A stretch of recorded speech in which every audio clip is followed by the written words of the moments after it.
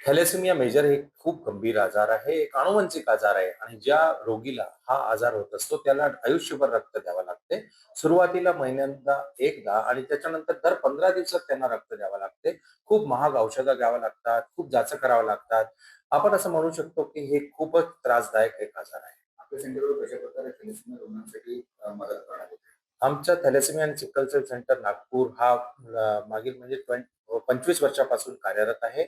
थॅलेसेमियाचे आणि सिकल सेलचे 1000 पेशंट लोकांना आपण निशुल्क ब्लड देणं, त्यांच्या ट्रीटमेंट, त्यांच्या जांच करणं, हे सगळं ट्रीटमेंट पुढील 20-25 वर्षापासून सुरू आहे. सरकारकडून कशी मदत होत आहे आणि काय अपेक्षित आहे?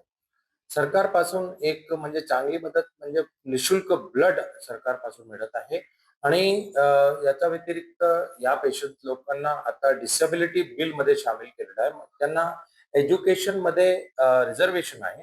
पण आमची अशी मागणी आहे की त्यांना एम्प्लॉयमेंटमध्ये रिझर्व्हेशन मिळाली पाहिजे.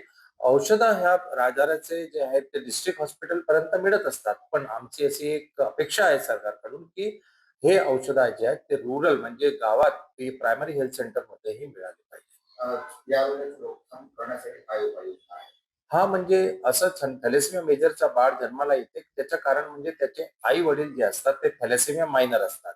आता थॅलेसेमिया मायनर एकदम नॉर्मल असते. एक थॅलेसेमिया मायनर पुरुष जर समजा असला आणि त्याचं लग्न एक थॅलेसेमिया मायनर स्त्रीशी झाला, तर मग होणारा बाळ जे असते त्याला थॅलेसेमिया मेजर जसा जसा एक गंभीर आजार होत असते.